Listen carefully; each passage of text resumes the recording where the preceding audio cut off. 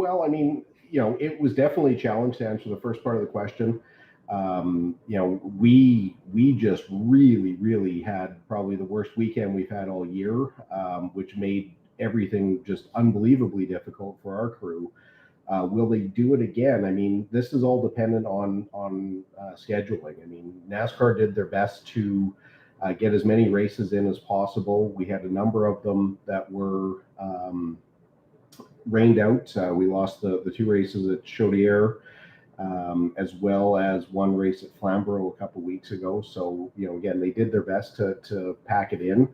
But, at the end of the day, I mean, I think we put on some, for the most part, I think the racing was pretty good, but man, there were some really, really cranky people last weekend, and a lot of stuff happened on the racetrack and in the paddock that I've never seen before.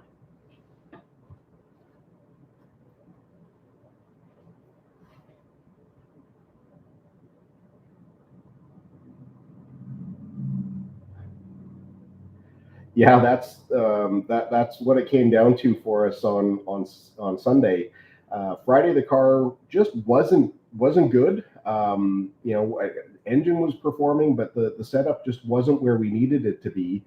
And part of the problem was on in the first part of the race, we made a fairly significant adjustment to the car. Then to find out later on in the race, when the car was just handling like just abysmally, that we actually had a flat tire. So we made a big adjustment on the car, um, trying to fix a handling situation, and it was really a flat tire. So that just put us behind the eight ball, and we never got back. Saturday, we felt a lot better about the car.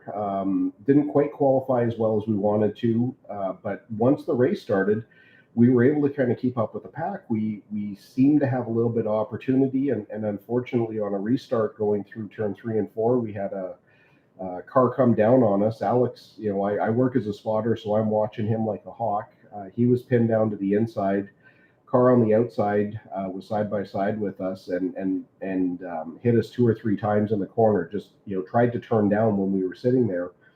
Um, Led to, it just messed up our handling for some reason. The steering was off after that point. Alex was on the radio right away saying like that, like my steering wheel's pointed to the right here, and I can't really make this thing turn in the corners.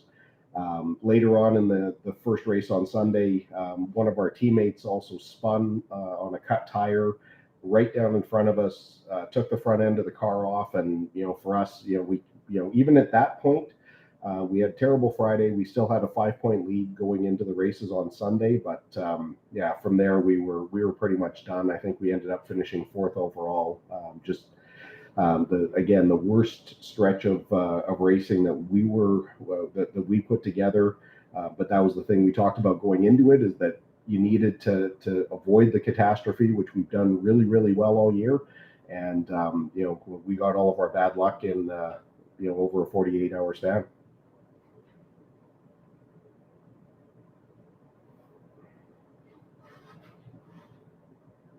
Oh,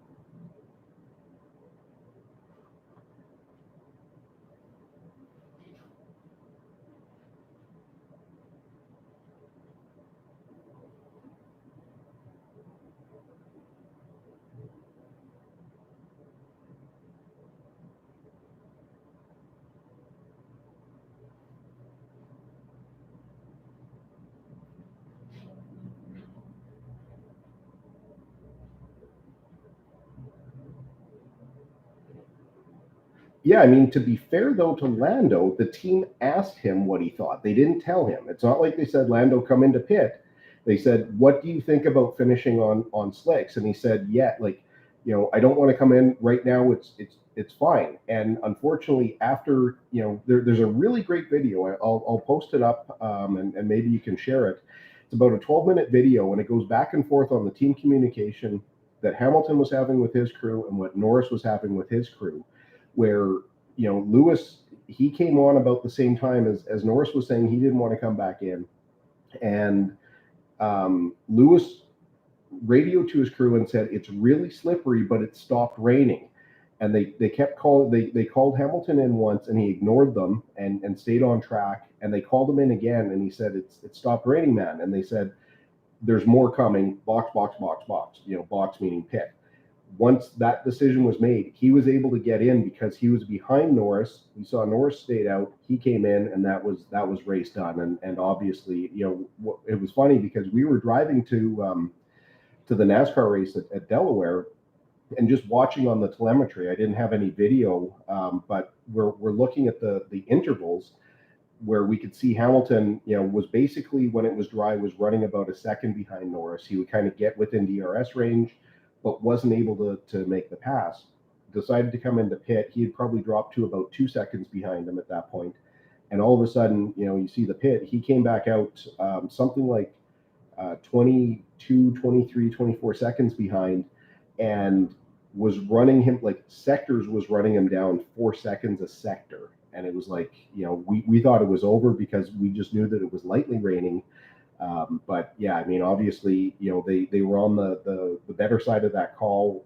Heartbreaking for Norris because he ran a solid race. I mean, did everything right.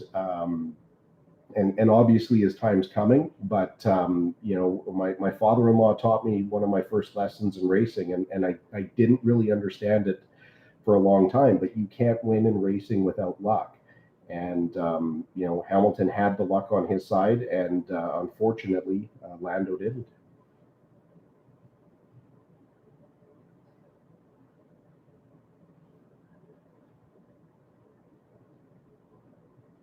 They're figuring out the new engine. I mean, this is their first year with the Mercedes engine. It's not just a matter of slapping the power unit in and going fast. I mean, there's a lot of chassis adjustment. The way the chassis responds to the engine takes a long time to get those things in harmony, even with the support of Mercedes. I think that's really what's coming along. Plus, Ricardo has finally found his stride a little bit within that team. So now he's a lot more competitive. He can give more feedback to the team, and they can move the car in the direction that both drivers want. But it's ebbs and flows. At some point, somebody else might hit on on an upgrade, and they'll be chasing. I mean, it seems like McLaren though is a solid number 3 right now.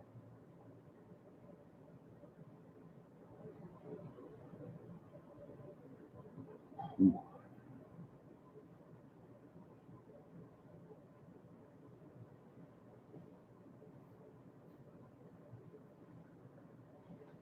Yeah, it's more about the car configuration. I think it's going to be much closer racing. Not necessarily with Mercedes and Red Bull at the front, but they've got 2 great drivers with with Hamilton and Verstappen. And no disrespect to George Russell, who's coming to Mercedes next year, and no disrespect to Sergio Perez at Red Bull, but I think if the new formula is going to work out the way that they're presenting it, this will be entirely, or I shouldn't say entirely, but this will be way more in the driver's hands, where they'll be able to follow and they won't be so limited with aerodynamics. Not so much from a budget standpoint, but the racing formula is going to be a lot better going into next year. So I would expect that drivers like Hamilton, Verstappen, and even Alonso, who's having a bit of a resurgence, will be able to make the most of what this new formula is.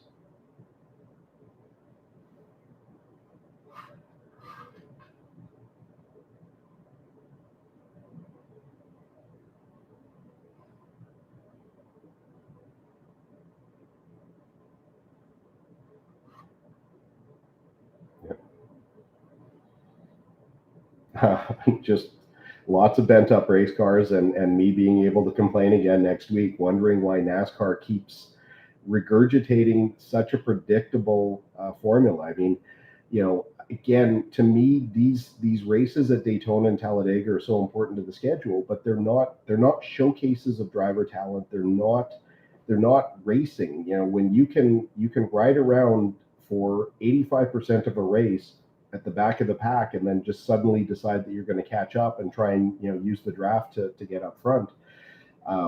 Especially when so many cars get taken out. I mean, the last bunch of restrictor plate races, tapered spacer races, whatever you want to call them, less than half the field finishes. Like, that's demolition derby. That's not racing. Show me a driver that can use to get a car to the edge of its control, to outbrake someone, to out accelerate someone, to show driving skill, not aerodynamic performance. I just don't like these things, but they're easy to understand because you've got 30 plus cars running just over a second apart, so you see everything right in front of you. But the smallest mistake, a cut tire, a spotter that's a fraction of a second too slow, and you're wiping out a big chunk of the field. So I mean, it's entertaining if you like watching crashes, but again, my bias is towards talent. Thanks a lot, man.